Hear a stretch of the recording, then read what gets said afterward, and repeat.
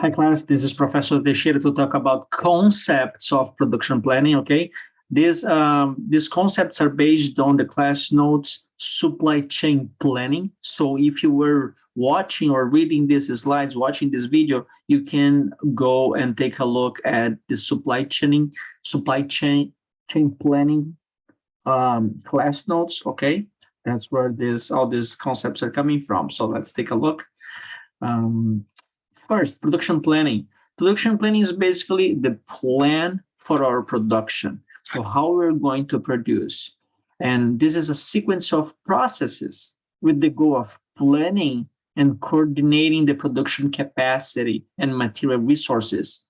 So we have to plan how much raw material we need, when we need this raw material, so we can produce what we're planning for.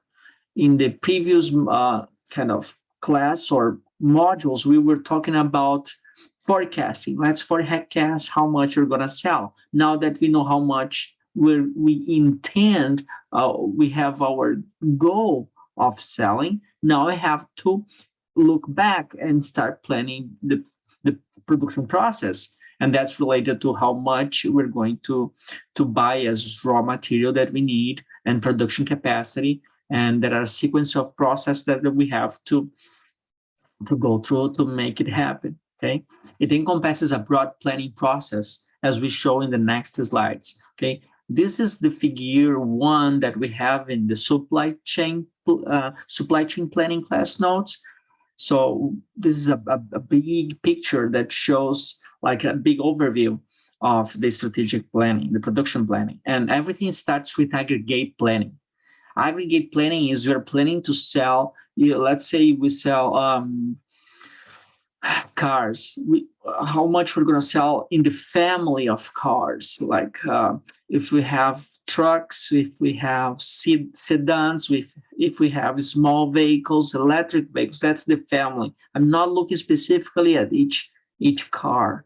The same thing for example, I like to talk about smartphones or Apple. Apple has iPhones, iPads, desktops, and Mac Mini. I don't know, and I was talking about this different family of products, iPads, blah blah blah. So that's the aggregate planning, not specifically about which model. Okay, and that's is how companies look at in the sales and operations planning.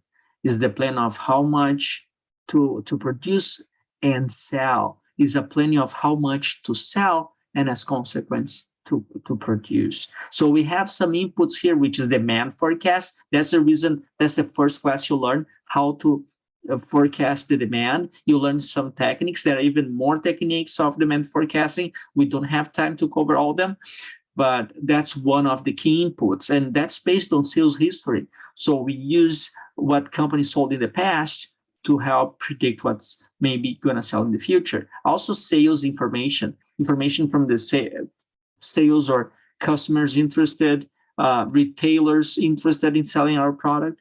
And also another key input is the cost and profit goals. So how much we intend to have as profit this year.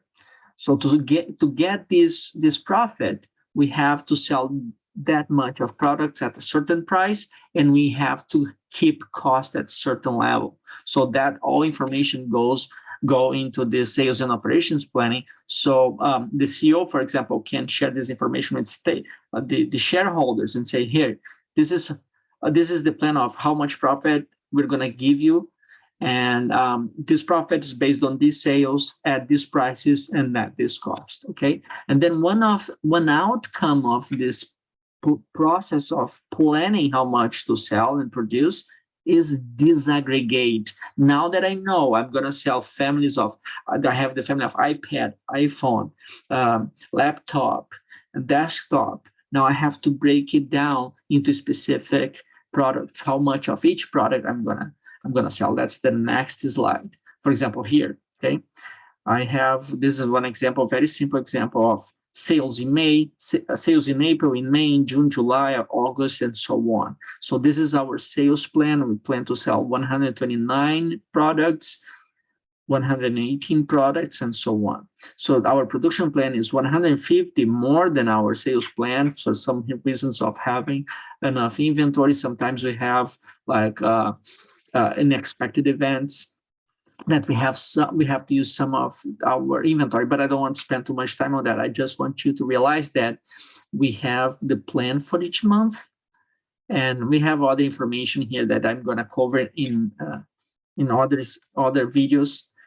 But we have to disaggregate this plan into the types of products we have. Here in this example, I have beds, frame beds. For example, I have twin beds in a white color and twin beds in black color. I have queen bed in white color and black color, king bed in white and black color. So from this 129, 20 will be twin bed white, 29 black, 20 queen bed white, 20 black, and 20 king bed white, 20 king. So I'm disaggregating all this sales plan specifically into each product and color. Okay, that's one outcome of this sales and operations planning, is disaggregating into the products. And after disaggregating into the products, we go to what this class notes called supply chain planning, because we're planning our supply side, we're planning our production side. And this is this information about how much of each product in each color we're going to have to produce gives information about the plan of independent requirements. So what's the requirements we need in order to make these beds? And as consequence, we go to the master production schedule. The master production schedule is going to tell you is the schedule when to produce each one of these beds, in which week, in which day we're going to produce them. That's the schedule, but it's a master production schedule because it has the schedule for all products along some weeks, okay? And after knowing when to produce each one of them, the next step is which materials I need in each given week to produce these products, okay? That's material requirements planning. Is planning the materials or the required materials to make the production, to execute production, to make production happen based on the plan. And this, for example, in this material requirements planning, what we need is the bill of materials. The bill of materials is how each product is made. What is the recipe to make a bed? So a bed is made of these parts. Okay, if it's made of these parts, I need these parts in the production line to make it happen. Remember the Boeing airplane? So parts have to be there. And also the inventory records. Do we have these parts in inventory or not? Do we have these parts to make this bed in inventory? If not, we have to purchase them. Okay, this is one example, just to make it clear to you. So I disaggregate my production. Here is my sales, aggregated sales, month 1, month 2, etc. I'm going to produce 900 mattresses. Now is a production of mattresses. This is a plan for mattresses. 900 mattresses in month 1. So month 1 can be broken down into 4 weeks. And then, okay, now I break down this 900 in each one of my mattress models.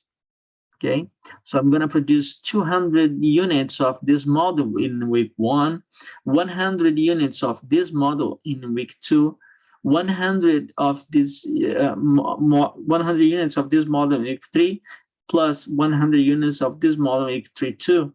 That's the master production scheduling. Is telling you, is breaking down the aggregate planning into the weeks and into the models. Okay, that's one consequence. Is this the material requirements planning? That's the I'm using this iPhone image here because this iPhone is composed of all these parts. All these parts are used to make this iPhone. So that's the material required to make this iPhone. So the next step is If I'm going to produce 100 of these iPhones in week 1, I need 100 screens. I need 100 of each one of these parts, or maybe more. Let's say I have maybe 2 of these parts are the same. I need 200 to make, because I need 2 parts to make one iPhone. If I'm making 100, I need 200 parts when I have a part that goes twice in the same product. Okay, for example, a chair. A chair has 4 legs. If I have to produce 100 chairs, I need 400 legs, because each chair has 4 legs. Okay, that's the material requirements planning, is having the materials required to produce the products in the right time. Okay, and then we go to the execution. The production execution is, okay, we have to turn all this plan into orders. Someone has to order and sign and say, now let's produce it. Now is not plan anymore. Now is let's do it. Okay, so we have production orders to produce, and then after issuing these orders, people have to check if we have capacity, then have to check the shop floor, see if everything's fine. If we have to release materials from inventory, if we don't have these materials in inventory, we have to purchase. We have to purchase from suppliers. Then we need a requisition. And then this requisition turns into a purchase order. So I talk to my suppliers. I have, here's how much the supplier is charging. Okay, let's say buy it. Someone has to sign an order to buy. And then the vendor, the supplier, brings it, the shipment with the parts. And then we have to a goods receipt, receiving these parts from the vendor, putting them in inventory, and then sending to the production assembly line. So this is how everything turns from like the long-term view, sales and operations planning, disaggregating into products, and when we're going to produce them, and which parts we need. Do we have the new inventory? And then turning this plan into production orders. Now let's produce them, and buying from suppliers if we need to. And that's how this process is. I'm going to stop this video here and start the next one about sales and operations planning. Okay.